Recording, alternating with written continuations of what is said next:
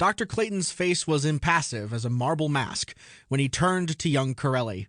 For a moment, the little group stood there in embarrassed silence in the classroom, shifting uneasily from one foot to the other, feigning interest in the paperweights upon Clayton's desk or in the utterly uninspiring scenes on the sidewalk outside the window.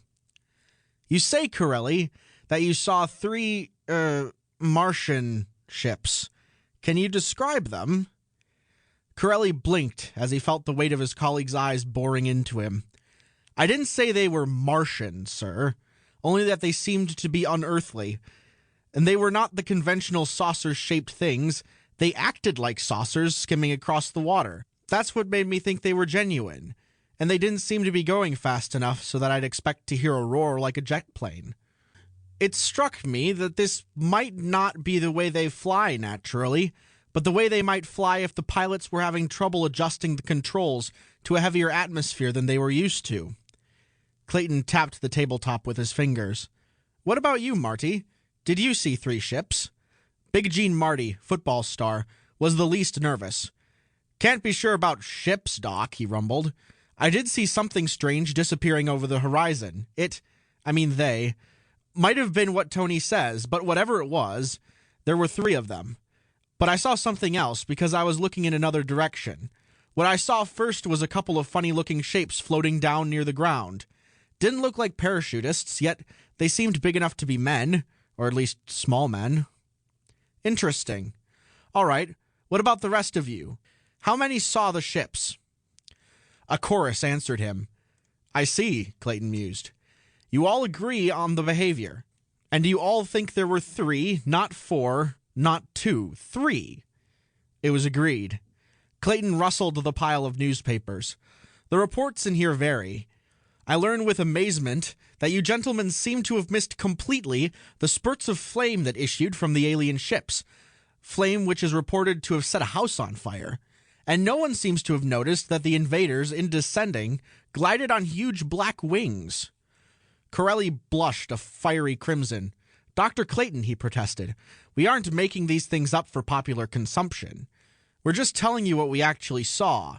That is, what we saw looked like to us." Clayton nodded.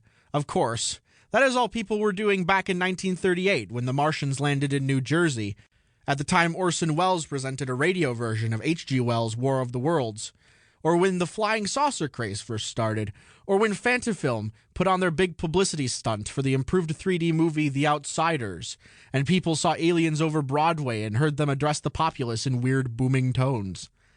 Gentlemen, I am not pleased to find students of this university engaging in such unwanted extracurricular activity as inventing interplanetary scares. I don't think Washington will be amused either." Corelli clicked his heels. "Sir," he stated in dignified tones, "I resent these implications. I assume they have been directed at me. At no time have I talked about this to reporters or in any way engaged in what you accuse me of. If you want my resignation from this school, you may have it." "Really? You think that an air of dignified innocence will undo the damage done? I am well aware of your experiments with the Y-wave, gentlemen, and it was on the Y-wave that the messages came. You may be interested to know that the number of lives lost, the property damage, the business losses due to the panic, have not yet been fully determined, but it makes the hysteria following the Fantafilm hoax very small potatoes by comparison. You may withdraw now, gentlemen. This affair will be discussed at greater length later, regardless of what the FBI decides. I had hoped that the main culprit would try to save unwitting accomplices from a measure of grief. That is all." The 7 students left Dr. Clayton's office in record time. Professor Elton rapped the table for silence.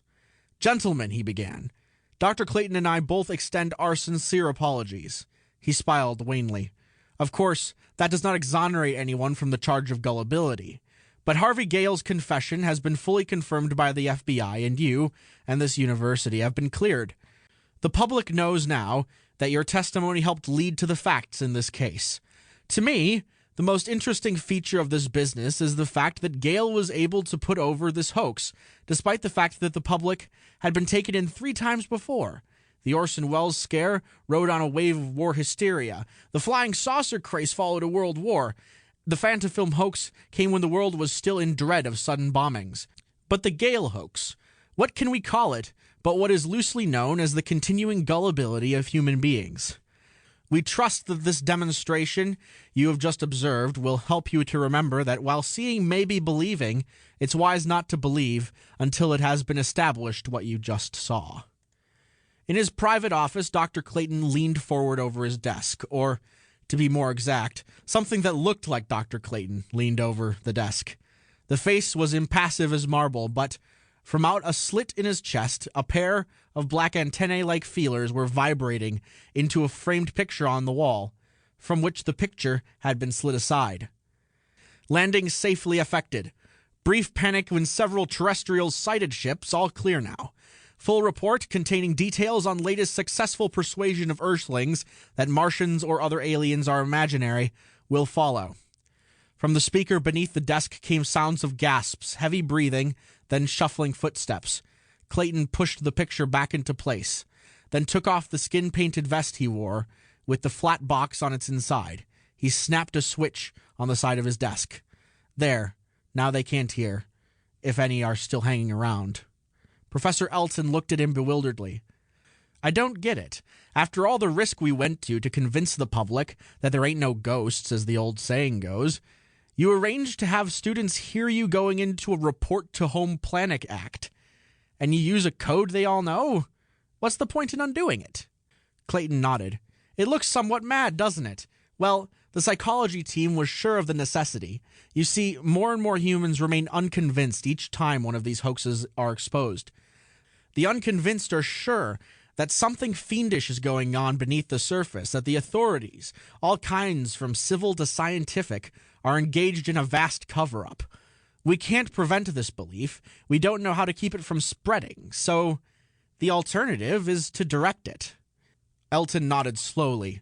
I can see possibilities along that line, but just what direction was this supposed to kind of bring about? Why, obviously, if large-scale invasion from Mars is imminent, and this is the belief that we're all catering to, then it follows that the invasion hasn't already taken place. The two of us and Harvey Gale will disappear shortly in one way or another, and gradually public cries for effective planetary defense will mount. You know who will direct the defense.